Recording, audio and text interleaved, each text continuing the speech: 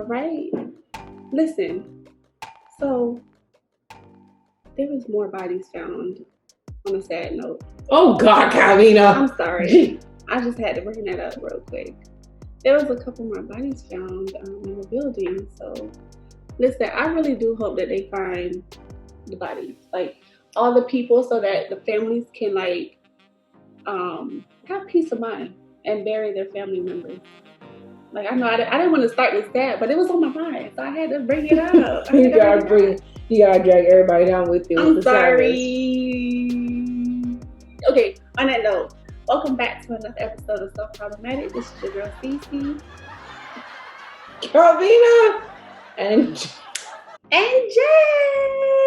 I can't deal how you start with depression. We're back. I'm saying we're back. I'm saying we're back. I'm saying we're back. I'm saying we're back. Season 3 says season 3. Season 3 says season 3. Season 3. Okay, so I have to bring this up, and I hope that Erica with a C watches this episode, because she says that she thinks that we should do the Marlon Wayne song. We're happy and we're singing and we're She said she thinks that should be our theme song. So like if we were to go get a theme song, she think that would be perfect for us. I don't know, maybe because it's our personality. Yeah. I could see it. But I'm gonna see if I'm gonna definitely find out if I can find that song, like in the instrumental. Yeah. And then, do we need words to it? Maybe find our own words to it. We'll see where it goes. And see where it goes. I think we should stay tuned. We'll see where it goes. We ain't giving y'all nothing else but that, but just know we come with the fire. Okay. Facts. But we appreciate that, Erica, because we're gonna look into it, girl. We're gonna look into it. So what's going on? How is your week going? You don't say more money, more problems. Well, they ain't never lie. Because let me tell y'all something. A bit was making. See, my last job, I was making little to nothing, y'all. Right. But it was so easy. I mean, I could be on the phone talking all day with everybody and their mama. Mm-hmm. This job.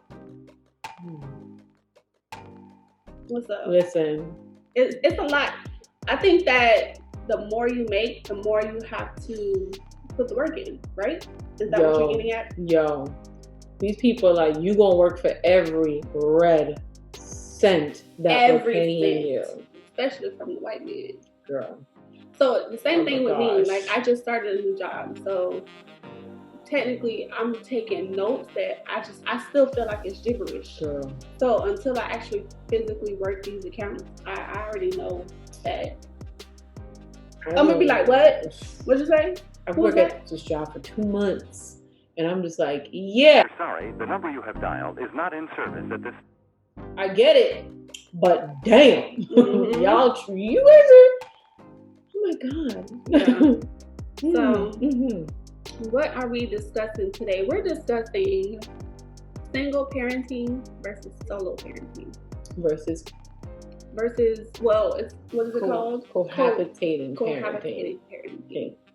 Okay, because I still think that it's by yourself, right? No. She can educate us because I'm still confused. So, a couple months ago, I had this discussion with a young lady because, I posted about being a single parent.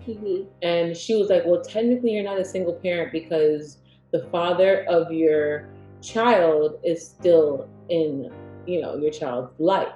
Okay. So I was like, wait, no, I am a single mother because I'm single. Like, I don't have nobody with me. And when I have my child, I can't just call on him to be like, hey, sir, come get your child. It's not like that. Okay. So what I have come to realize is a better term is there's single parenting and there's solo parenting.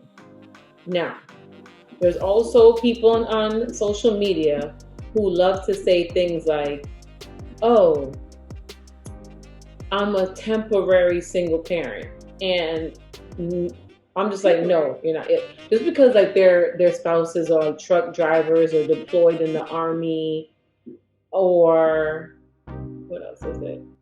Is that my cat? Emma. You hear that, right? I ain't tripping. Emma living her best life, okay? Where's she at? In the bed? I thought she was in here throwing up or something. No? That's what I thought I heard too. My dog be doing that right. crap. My dog do that all the time. Listen, them hairballs be serious. My y'all. dog be eating that grass. I ain't got time for that. Girl. I be like, let's do it outside in the grass. Don't do it in my And house. she knows, like, I be like, bad girl. And she be looking at me and she go hide. Like, she go, listen, you being bad. Girl. You got time to clearing up your freaking hairballs. None in my house. Not in my house. You ain't ask permission for that, okay? When you start paying a bill, you can clear up the hairball. Listen, I feel you on that. So, they say that when they're like by themselves for a little bit because their spouse is either deployed or truck driving or just on a trip for a week or so on business. So they call themselves temporary single parents. Okay. And which I can kind of understand because aren't they gone for a long period of time? yeah, but that's the wrong term. So how they're supposed to, that's what it is. A single parent is a parent who is single. Terms meaning you're not in a relationship.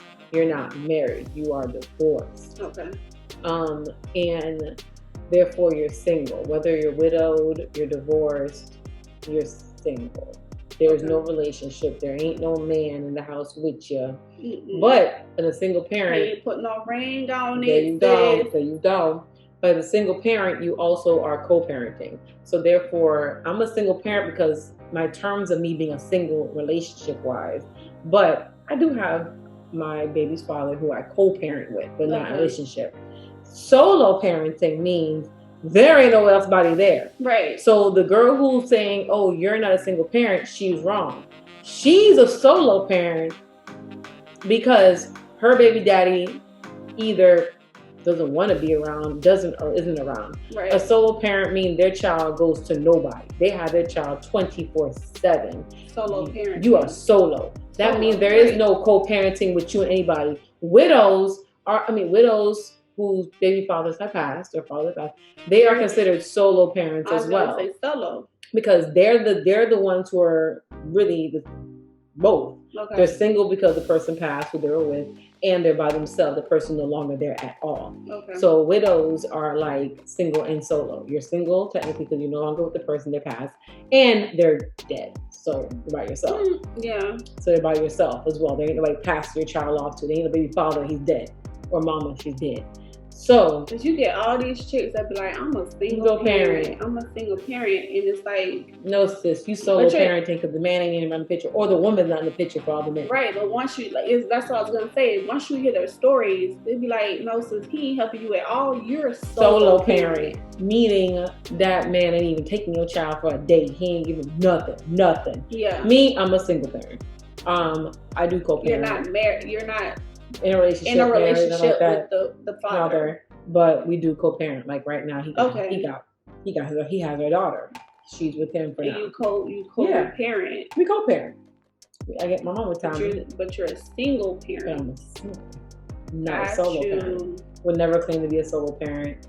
You know, it's not something. But what you were You were single and you became I was single solo. and then I became a solo because he had passed. He had passed. So that's the definition of both of them.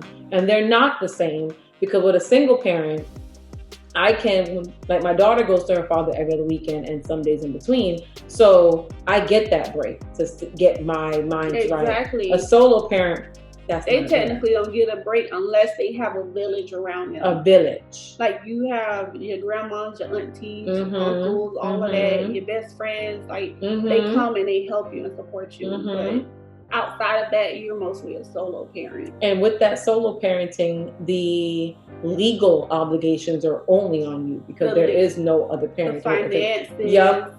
So if like something was to happen, legally, you're the one that makes all the decisions. I'm not in that category. Something happens to my daughter, me and her father have to make it together because he's still around, he's still there, he's alive, thank God, and we co-parent. Right. So with a solo parent, like for yourself, when he passed, you make all the decisions because you're by yourself. He's no longer alive to make it, or around, or he signed over his rights as well. There's a lot of parents who sign over their rights and let the other parent be a solo parent because that means they have no rights, no claims, no visitation to the child.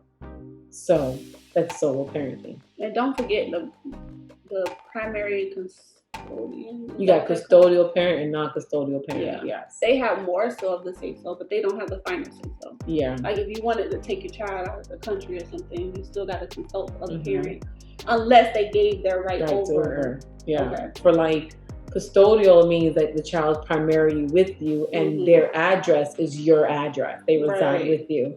And the other parent is non-custodial, or in petty terms, they call them the visiting parent. Meaning you're visiting them. Yeah, they do. I've heard that term. They call them visiting parent. I was like, the visiting parent. Wait a minute. Meaning I'm packing your bags to go visit your daddy. Yup. To go visit your daddy and come back. So yeah, it's two terms. And that's why it's called a visiting parent. The custodial parent does have primary custody. But also, did you not know the custodial parent is the parent who claims the child on the taxes? For the other parent to claim the child on the taxes through marriage and divorce, I would have to sign a paper that gives him the right to claim our daughter on his taxes. Without me signing that paper, he can never claim her on his taxes. What? Y'all get y'all shit together and learn the legal system. So the only thing that can override that is a judge saying that I have to let him claim her every other week. Now, we didn't get to that portion of our lives yet, but we decided that, primary claims her because, let's be honest, I have her the majority of the time, so most of her finances do fall on me. So I do claim her, point blank, period. If we ain't got a problem with it, y'all should have a problem with it. Let's push forward. So that's one thing that I did learn. Is that and on that note, so that's one thing you gotta get you educated on. So if somebody tries to claim the child, non-custodial parent tries to claim the child, and it's not legally documented he can do it or she can do it, that will hold up your taxes. You will be investigated by the IRS, and you're gonna get them involved, and shit will go down because the woman can be like, I ain't signed no. I think it was 820, whatever form that shit was. But yeah, mama ain't signed that. So anyways, when it comes to solo, single, and then you have cohabitating parenting, which means whether you're married or you are just making love every night and sleeping in the same house together, that's cohabitating parenting. Y'all are in the same house. Y'all are raising these kids together. Right. So, yeah. Those are the things we're working with. Now, we want to touch on 4 different areas. Anyways, 4 different areas. I was like, what the heck is that? 4 different areas. Emotional, mental, physical, financial. Okay. So, emotional. What do you feel, Cece, was the difference between, like, emotionally, between your single parenting by yourself, solo, and then cohabitating parenting, and taking on the emotional role with each child or your son? I would probably say the single parenting part was more like, I was single, obviously, but trying to go from like this place to that place with the child was tough. It wasn't really that bad though. I didn't have a super bad experience, but the solo part was definitely bad because then now because he had lost the dad. He had a dad, but he had lost his actual dad. It was more like making sure that he was okay and he didn't feel like he was like, left behind or not thought about. You know what I'm saying? So it was like my emotions more so was as a parent making sure that the child was okay. I think that's what the whole thing was. Like, when he was alive, I felt like, okay, well, he has the other parent here who was trying to be there, but not there completely. But he was trying. So, yeah. Gotcha. That's true. Like, I feel like the emotional aspect of being single parent, it's emotional. It takes you on a different type of ride. It does. Because sometimes you're like looking around for like a saving grace. Like, okay, well, who's gonna help me decompress to deal with this child? Like, sometimes I feel like telling my dad, "Hey, take her," but then, you know, he's so drained from work, and he's looking at me like, "Take her. What am I gonna do with her?" Right. So emotionally, it's like you don't get a chance to take a break. You're constantly moving from here to there, and it's like you don't get to like address it really. But then for me, I'm learning now because my 3-year-old y'all told me this last night. Brace yourselves. She said, "Mommy, you love me. You like me." I was like, "Okay, girl." She said, "But you don't care." I said, "What she hear that from?" I said, "You don't care." And I'm thinking, hold up, Negro, because I done gave you life. Okay. Wait. I'm like, I gave you life. And I always say things to her like, I care about you more than anybody will ever care about you because I'm the mama. But I said, "What do you mean?" She said, she said, "You are always mad." And then she said, "You don't listen to me." A 3-year-old child. She said, "You don't listen to her." I don't listen. So I said, "Why do I get mad?" She goes, "Because I don't listen to you because I don't want to." So, you know, that's a 3-year-old, right? So I'm like, well, I have to explain to her that I get mad because for me, I'm big on safety with my daughter. And for me, I have anxiety about her safety. So I told myself I do need to ease off with my anxiety with her safety. Like if she's climbing on the table or the chairs or jumping on the bed, like I do get angry and I do like, get off that. Do it. Because for me, it's like, I could just see her falling. Yeah. And I instantly get into this mode of I know that oh feeling. My gosh, y'all. I know that feeling way I go to like, I do get really mad because for me, like I'm so scared of her being hurt. Yeah. That it just like, my heart starts going, and I go into this panic mode of if she hits her head.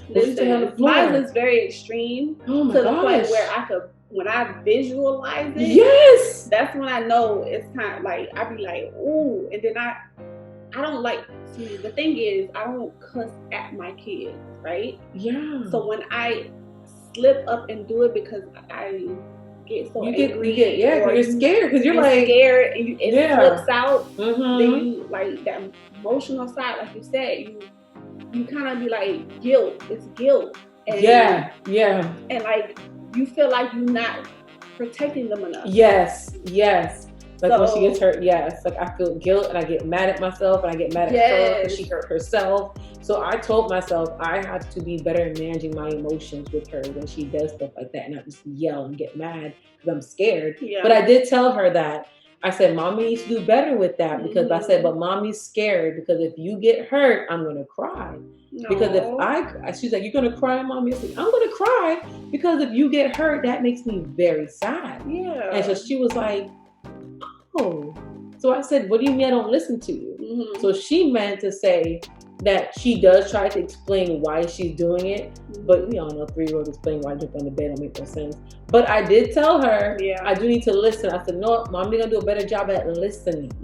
So I had to check myself at a moment and say, you know what? Maybe I'm not managing my emotions better with her. Yeah. So for me, like I told myself, I'm gonna be more mindful of going forward is, you know, she's very intelligent. She's picking up on me being angry from her getting hurt. Like these things are getting to me. So I'm like, you know what? I need to check my emotions. Right. But it's also important as women to take care of our emotions ourselves. See how that comes to play as a parent? It is. It's important for us to make sure that we're okay mentally. Yeah. Mentally. Yeah, because I remember there was a moment where his dad wasn't around, right? So he was alive, but he wasn't around. And I took my son to a job interview with me. And the lady was like, you know, being nice about it. And don't get me wrong, I got the job. I got hired. But in that moment, for one, I was emotionally drained. I was emotionally tired. I had emotional guilt.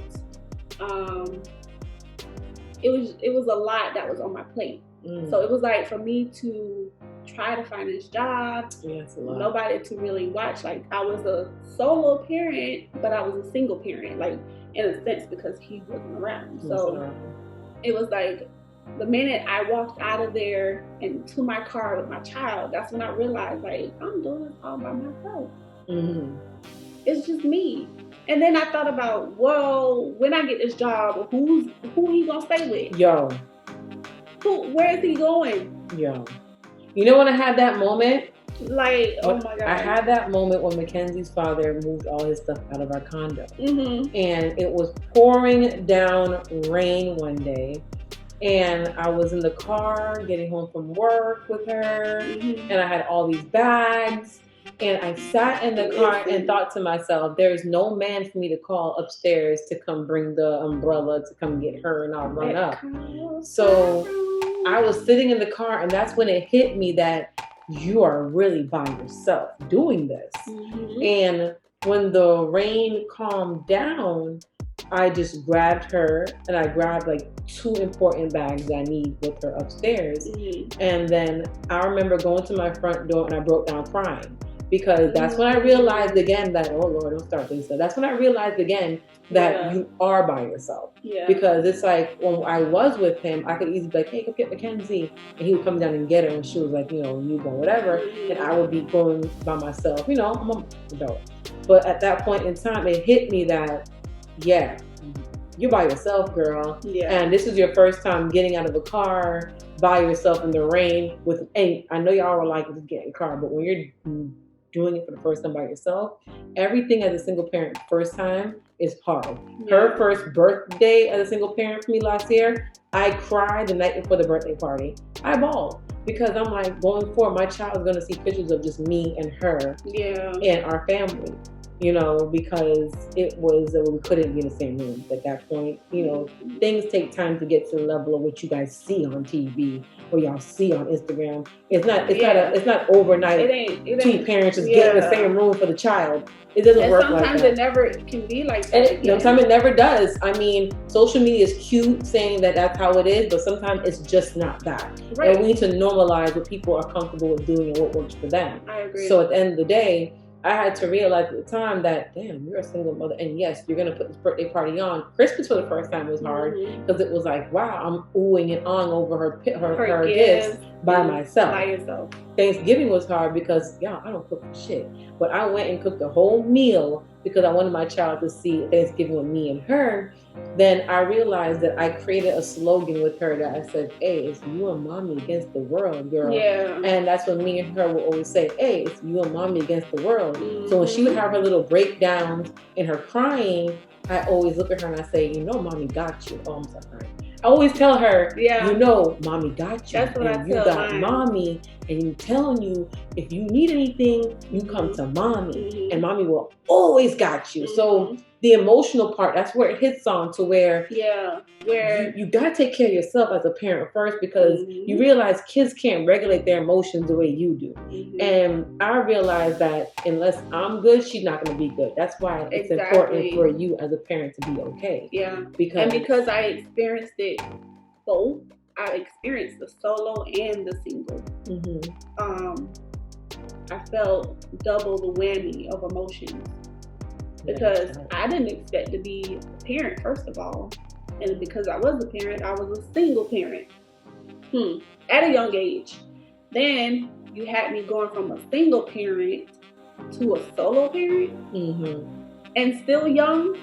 I'm talking about before I hit 25. Girl, I should be scaring the hell out of me. I'm like, yo, like, I'm what are honest. you saying? I'm be honest, like, although me and him were done relationship-wise, like, I tell people that's the last thing I would wish on my ex-husband is to ever pass. Because just the thought of it for me, it does scare me. Because I can only imagine, like, not having, and for their child not to be able to be around that other parent and they never will be here. It's definitely something that, sometimes I don't even joke about it, but I'll be like, bruh, you lucky I don't take you out this world. But in my mind, it's like, in my heart, it's like, God, I need her to have her father for life. I do appreciate that he has another father figure to help guide him and show him, you know, How to Be a Man. Shout out to y'all.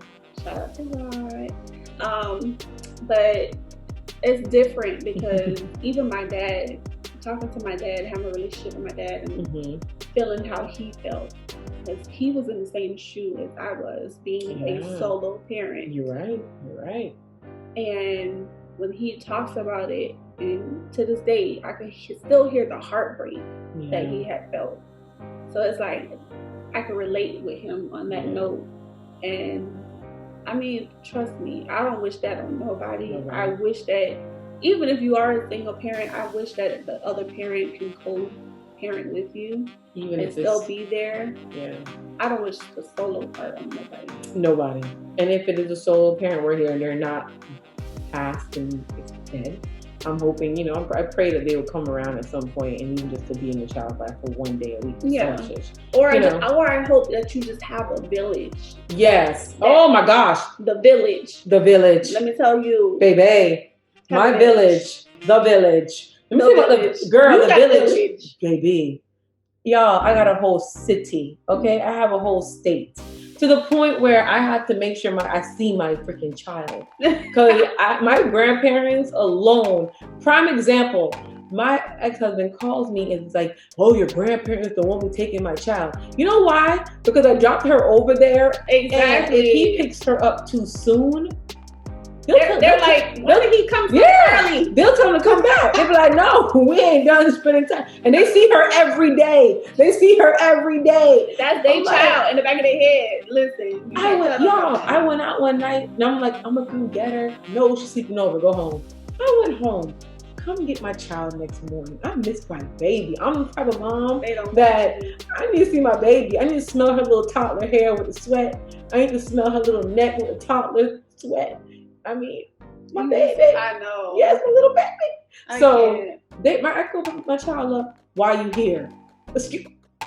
I'm looking at my C-section star trying to figure out who had this child because I can't deal. I mean, so yeah, a village is needed. And for mental. And that's where we get into our mental. So emotional, we have mental. And mental, we touched on it a lot a while ago, but mentally as a single parent, you take on so much on your mind. Like for my daughter, I'm thinking, is she adjusting well? Is she eating? Why is she potty trained, for example? She's fully potty trained, but she has these accidents that are sporadic and she knows not to do them. So it's kind of like, is she doing it because her dad maybe something with him, maybe something with me. You mentally go into this mindset of worrying about everything on your own, thinking about everything. Because you think about everything.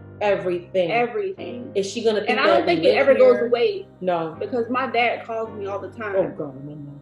You need extra money? Are you okay? When the last time you been to the dentist? When the last time you been to? I'm like, Dad, bro. I'm gonna be one of them annoying ass mothers. I've come to the conclusion I'm gonna be one of the moms on a movie that y'all be like, girl, have a seat. Doing the most. You are. I'm gonna be doing the freaking most. I know, God. Y'all would pray for me. And I'm a boy mom. I'm be like, listen, just bring condom. Yeah, I'm the one that's like, where the man live? I'm gonna park outside the house. You ain't going in that house. I'm gonna park outside the restaurant and watch y'all eat. Can't. And you gonna go home. She be like 42 years old. I'd be like in my 90s. You gonna go home. You gonna be living down the street from her. Oh, big time. I gotta be rich. Every Sunday is dinner. Yes. That's you. Yes. That's you. I already know. I can't. Her little body. I'm telling people. I can't do God gave me one for a reason, because that could be 20 of them. I don't know. Listen, you wait. Just wait. Listen, for those of us who have teens, tell her. I'm going crazy. Tell her the attitude, the rolling of the eyes, the little snap, little quick backs that they come back with. You think it's cute. Until you ready to backhand them. Girl. And it's like, so with the mental, it's like you take that all on yourself. But I remember when I was with her father, I was to be like, well, we're going to do this together. So it's okay. We're gonna be planning her college together and planning this. And now for me, I think so independently to where I'm like, well, I got to make sure she has money for her car. I gotta make sure she got money for college. Like I gotta make sure that I'm putting her in like a nice, stable. Like even now, live with my dad. I'm like, listen, I know I'm saving my money to buy my own condo soon, and to buy my. I'm thinking I gotta make sure this location is safe for her. Oh, make sure it's safe for us. Like me, single mother, my baby, my dog. Wait, is she gonna like it? Right. A room by herself. Oh my God, bring another man into the picture. Right. I'm thinking, will she think that I'm trying to replace her? Like all that runs through your mind mentally. That my mom said it best when she said, "You will cross that bridge when you get there. You gotta take it as she's 3. What does she gotta do at 3 for her in toddler stage? Yeah. And you get her ready for school. That's what you need to be worried about. Not no car and houses. Yes. Like, since you waking straight, I'm telling y'all, way over there. Sis, no. I don't put 20-something years on my poor baby. It's 2-3. So yeah, immensely. But I remember with her father, I used to be like, well, we can do this together. We're gonna take a joint account and put it with her. Now it's like, yeah, I'm doing my own account. And I gotta make sure that my child is set in my end. And then I'm thinking also a will. My will. My 401k. What if I pass right now? God forbid she's by herself. I gotta make sure she's set up. Now you're going into that, the finances. Oh yeah, we're gonna get to that one. So mentally, you're right. It is also a strain where it's like you go from thinking so independently, Yeah. Than when you're with somebody. Then because I remember thinking of, I think mentally, okay, so what I'm saying is mentally you're drained because you're thinking of not only yourself, your health, and financially what you have to do for you, but you're also thinking financially and health and whatever need is needed for the child. Solo or singly, I should say. So it's kind of like you're thinking for another person, and mentally that could be draining. Very draining. Because you're like, oh, I just went to the dentist. Now I got to take him to the dentist or her to the dentist. Oh, I just went to the doctor's office. Now they got to go to the doctor's office. They got an extra appointment. Yes, because God forbid your child got like, my daughter she's nearsighted. Everybody thinks her glasses are like sunglasses. No, they're prescription glasses. She literally can't see past her arm without her glasses. That's extra stuff you gotta think about. I gotta take her to eye specialist, and then I gotta take her to, she has a severe peanut allergy, so I gotta take her to an allergist on top of that. So you're right, it's like it's a mental and you want to have a personal life, but it's like you have to think about the child first, and that it's draining. It's draining, especially when you're doing it by yourself and you're like, let me look at my calendar. What days am I free? What days am I not free? Do I have her this week? Do I have her next week? I know, because I hear you saying it all the time. All the time. And then you got the solo parents who just don't have time at all. Because they're constantly with their child. So you're just mentally drained, period. Very true. Right. Very true. And no disrespect to fathers, but majority of fathers aren't as detailed when it comes to like doctors and dentists and eye appointments. Even her dad, he's good with the doctor appointments. When it comes to the eye appointments and dental, it just ain't there. Prime example, when she first got... Majority of mothers are. Majority of mothers are the person who's going to deal with detail. We're always emotionally and mentally drained. Drained, because we are. I mean... When it comes to the physical part, that's a whole story.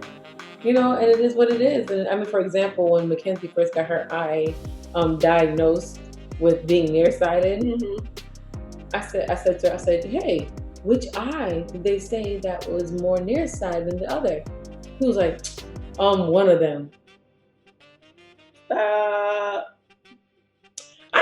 had to call the doctor and say, hey, which one of my baby's eye is more nearsighted? Same, though. We're not shitting on them. No, I'm saying, that's why I said majority of men are not detail orientated, and a lot of them admit they're not. They're like, yeah, a lot of them be like, I will say that's the mama thing. That Rod is very detailed. My husband is very detailed. So sometimes it be information I miss, and he'll be like, oh no, they said this, and I'll be like, oh, I didn't catch that. Yeah. So some men are not. Some men aren't. Some men are not like that. Let's be very damn honest. 85% of y'all motherfuckers are not detailed. 15% of y'all motherfuckers are detailed. And men will say it straight. Men tell me straight up. Her dad be like, Mackenzie's father be like, listen, that's your shit. Just give me what I need to know, and I respect that Right. because he knows that I'm very detailed and I want to know the details. Right. So we don't argue because I get my details and he gets his bullet points. He don't got time for the details. Right, You don't want to right, hear all right. that shit. I get that. So it works. Yeah. And I get that. And a lot of men I know are like, yeah, I let the mama deal with that. And there's one of those, and that's perfectly fine because a lot of mothers want to know details. Yeah. So I said 85% of y'all ain't detail, but 15% of y'all are now. Yeah. And it's like with mothers, I would say 95% might be, but there's a 5% that's like, listen, I'm good. Let daddy do that. I could see you being one of them parents that be in the doctor's office. Like, what did you say? Yeah, baby. When she was, I got questions. baby, when she was months old, I had a book with questions in I that bet shit. you did. Her pediatrician was like, I like you. I was writing that shit down. I was can't. like, she latched on this one, but And didn't want this one. Yes. And she wanted that one. What do I do with that one? He was very detailed. But then her pediatrician was my pediatrician. So her pediatrician, yes, girl. Well, yeah. Her pediatrician was my pediatrician. Wait. So wait a minute. Your pediatrician that you went to as a child, As a baby. was also her pediatrician. Dr. Liang at Cold Spur Pediatrics. Yep. Wow, that's actually amazing. She just retired this year, and I was not happy about that. So shout out to her. She just retired this year. Her and Dr. Chesnick. Dr. Chesnick was my brother's pediatrician, and Dr. Liang was my pediatrician. Matter of fact, when I waddled my ass in there after 3 days of having Mackenzie, she looked at me and said, "Grant, Jaleesa," and I said, "Hey, Dr. Liang." Wow. And then I held up my child like a damn trophy. And was like, "Look what I brought you." You did the Lion King. I did the Lion King. I said, "Look what I brought you." She's like, she took my child in and she took a picture with her. So I have a picture. That is crazy. And I'm trying to find it of her holding me up and her holding Mackenzie up. Oh my God. Both of us. So I trust her pediatrician like I trust God above because I love that. she kept me alive. So. I love that. Same pediatrician. That's amazing. Same though. pediatrician. Yep. How often do you hear something like that? You know what I Same mean? doctor. I was shocked. And she so I gave her my notes and she's very detail oriented. Dr. Liang, Chinese doctor, love my doctor, y'all. Love her. When I tell you that's my girl, I can't tell me shit about her. I can tell me she killed somebody, I wouldn't believe you. So I love my Dr. Liang. So that for me, I was very detail oriented. So mentally, women carry a lot. Now, physically, let's not go into the whole 9 months of labor and shit. But let me tell you something right now. Listen, the morning sickness, baby, the tiredness, baby, the kicking, especially when the baby be on one side. You try to push that little Negro to the other side. You be like, no. And they be taking their whole body back on this side. Like, who told you I wanted to move? The anxiety of them not moving for less than an hour. Yo, when Mackenzie didn't move my body for like 2 hours straight, I was like, And then she be, I'll be like, there you go, you're nice. You in there. But okay, so physically, I want to say that men will never understand. Yeah. Let's just put that out there. Body-wise. On that note, we're solo. Yeah, solo. On that note, we solo. But when they come out though, cohabitating parents, when a mother or father is frustrated, they can be like, yo, I need time. And they can put your child on the other parent. Yeah. But when you're not, there's times that I give my child that tablet and I can go in the room and lay down for a little bit. Or my dad will come in there and be like, yo, you know what? Go lay down and take a nap and I'll watch her, which, as all mothers know, we still have the air out because... Listen, let me tell you my daily routine at this moment, right? I have to get up and I have to take one to work. Like, I gotta get up extra early for myself sometimes to just mentally prepare because we have our morning conversations. Mornings. So early morning conversations where it's like sometimes she has to get me out the bed and I just be like, I'm rolling out the bed. Rolling out the bed. But that's how she knows that I really have to get up because now I gotta mentally prepare myself, take one to work, get the other one physically prepared to be in the house with me while I'm working from home. It may not seem like a lot physically, but It's a lot. It's a lot because it's like I'm maneuvering because I have 2 different kids, 2 different phases. And then I'm also maneuvering around for myself to work, eat, like, you know what I'm saying? So it's kind of like, it's a lot on your body. It's on your body. And it's like by the time you actually shower, eat, relax, chill, it's time to go to bed and do it all over again. All over again. Like, let's just be real. And let's be honest, when you're working, you coming home from work at night and then you're like, mommy, you're looking like, you don't get that break because now you still got to entertain that one physically, mentally, and you get emotionally. And the mom guilt of just coming home from work and putting them straight to bed is like so hard. It's like, that's been time with her. Even giving them that tablet sometimes makes you feel guilty. So bad. It makes you feel guilty because you're like, you're giving them that to give yourself a mental break. Or even a physical break because it's like, sometimes you just want to flop on the couch real quick and just be like, give me 20 minutes. Yo, who's, if you're guilty of getting child time, take a quick nap, raise your hand. Bam! Let me tell you, I tablet that girl, juice cup, after dinner. She gets right now. And I'd be knocked out for like a good 30 minutes. And you know, your mama ear is hearing the and as soon as I feel her, like, and I do this when I put my hand over her lap. So if I feel like she's getting up or moving, I'm jumping up. So it's not even like a steady freaking nap. Because anytime she goes, I'm just like, oh, where you going? Or it's like, why am I not hearing this sound anymore? And you still got that mommy sense. Girl, it's like you ain't sleeping. You remember, like, when you first brought the baby home, you always woke up every single time. That never goes away. My mom told me, kiss your sleep goodbye, sis. It never goes away. Never goes away. Goodbye, sleep. You don't exist anymore. Now, there is some heavy sleepers out there, which I get it. But for me, I still hear it. That's why I cherish when she's with her father, because I actually consider that I do. Y'all think I like, let me tell you something, I love my baby now, but when she with her daddy, I call it my sleep nights because you get to sleep in a little I get to freaking sleep without a kick in my neck. But then, that second night without her, because she's only gone for 2 nights at a time. The second night without her, I don't get much sleep because then I'm looking for my baby. I'm reaching around for my baby. Now you feel like something's missing. Something's missing. It's so crazy. It's not fair. I know. It's not fair. I know that feeling. Gosh. You're like, something's missing. Something's not right. The first night's cute, but the second night, it's like, where my damn baby at? And I'm like, did she sleep tonight? And you know, my baby has asthma. So I'm thinking, is she wheezing? So I be ready to text her damn daddy's phone off. Not for his ass, but for my baby. Is she wheezing? Did you give her this? Did you give her that? Did she ask for me? You know, my mom was like, it never goes away. I'm like, thank you, mom. So physically, it's exhausting. Let me tell y'all something. And when your baby's sick, oh my gosh, Mackenzie had the fever a couple weeks ago. Baby, let me tell you, that fever, she was hot, y'all. I took a temperature, it was 103.5.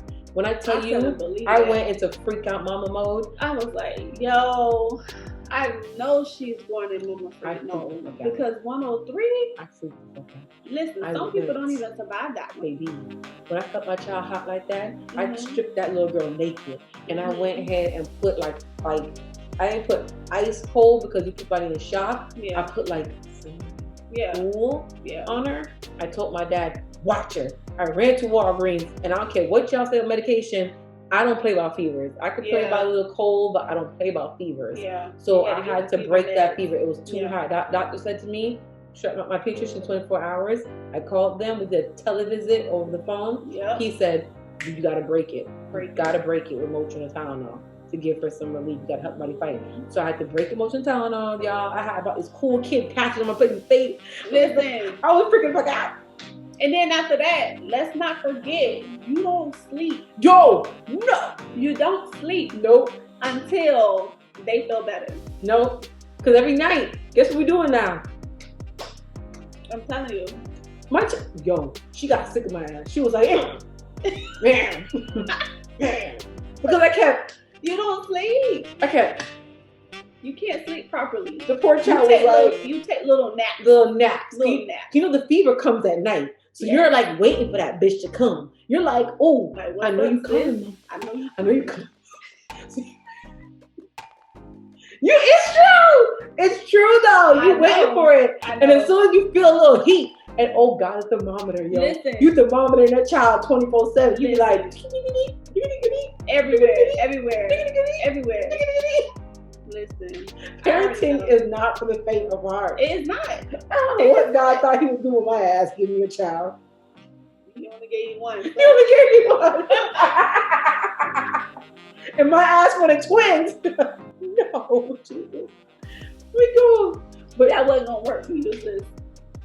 It was not gonna work for you. Oh, baby, he said I need like a 10-year break between my two kids. Let me tell you. See, I got my 10-year break. See the eye twitching. See? Okay. Okay, and we get to the last one, which is financial, where it could be a lot by yourself. Like, okay, so say for solo, I'll speak solo. There was no longer any help unless the government provided that for you. Those who have lost other parents, they know what I'm talking about. Social Security checks, they help. But besides that, everything falls on you. That can be a very big financial burden. Because now you're doing everything by yourself. Now you have to consider everything that this child needs by yourself. There's no like child support. This person's gone. Where'd you get the money from?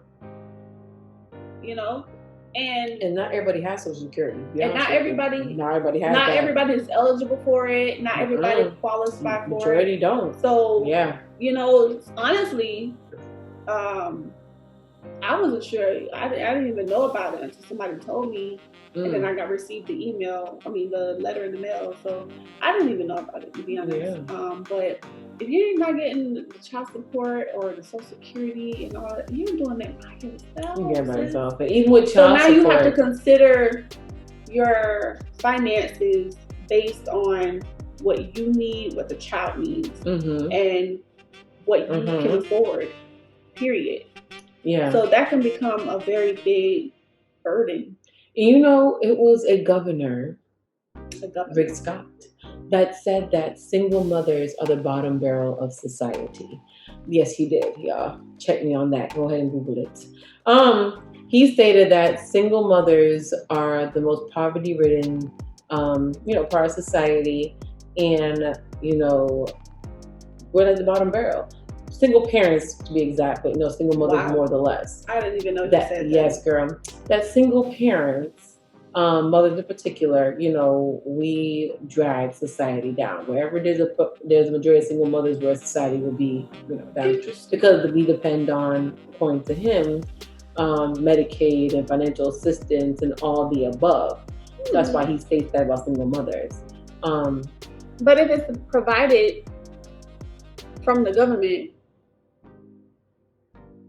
and we're qualified for it, then what's the issue? And then you got to think about being a single mother or a single parent in general. Not everybody, people always think that, a woman just, the nigga wasn't shit. Or the girl wasn't shit. No. Not everybody's case is the same. And that's what gets me on social media, that it's like, stop thinking that everybody just met somebody who wasn't shit.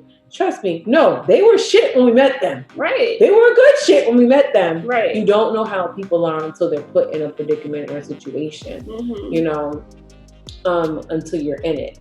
Not saying that mine is shit because he's a good father to our daughter, like I say every single time I got the damn thing. But I do know people who their baby dads, baby mamas aren't shit. Yeah. And they did not go into it saying, oh, you're not shit. Let me have 5 kids for you.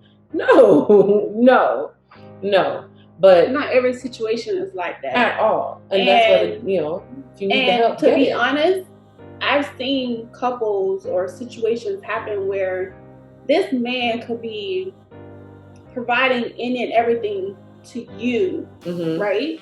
But when it came to bringing a child into the world, and he no longer decided that he wanted to do his duties. You know what I mean? It was done. Then he wasn't like, oh, well, I ain't helping you, or I ain't doing this for you, or the mindset of the man changed, and he no longer did the things that he did before when he got you, and now it's another person involved that he wasn't ready for. And let's be honest as well. Like people say, "Oh, you're the bitter baby mama or the bitter baby daddy," because they have a new girlfriend. A lot of people change how they take care of their child based on a new person being in their lives. Mm-hmm. But y'all ain't that conversation yet, are y'all? Mm. Y'all are so quick to say, "Oh, you're a We're bitter gonna baby." have that conversation. We're gonna have another podcast. Mm. Let's talk about how parents do change after they have a new person in their lives.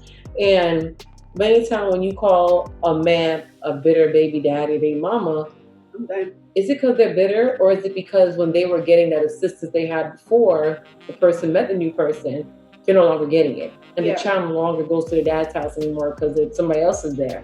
And the child missing their parent because he no longer wants to spend time with his child because of the need involved. It's a whole different podcast. We'll get there. We gonna get there. But not all negative. Let's talk about there are some positives. And on a positive note, being a single parent teaches your child not only to learn hard work, Mm-hmm. just like how just like how cohabitating parenting also can teach you that. Yeah. These are the same, but I'm saying the benefits of both of them together, cohabitating and single. You teach how to be more independent. Mm-hmm. They get the undivided attention, from single parents, of course, undivided by myself with a child. Yeah. With cohabitating parents, they have mommy and Sunday or daddy and Sunday, where they have their own time with each other, child. It increased the bonding time by that. You also, lack of fighting, meaning in a single parent household, when you're not with the person you're fighting with, the child can grow in a more peaceful environment. In a cohabitating household that's healthy and is, like Kavina, and they're not fighting. Right. It's a peaceful environment either way. Yeah. So it's not all negative. Sometimes it works when you're with your spouse, and sometimes it works when you're away. What's important is the child should have a positive environment to live in at the end of the day, to strive, whether with or without. And that can be achieved with both. So that was our episode about single parenting, solo parenting, and cohabitating parenting. Just the difference of it. And since this is to mark our International Parents' Day, let's be honest, from the birth to the late night feedings, to the late nights waking up, to them walking and falling, to high school, to college, to feeding them, to helping them, and all in between. Being a parent is not for the weak. It's not for the anxiety-ridden, although we all have anxiety. Mm-hmm. But on that note, happy Parents' Day. I'm so problematic. Bye.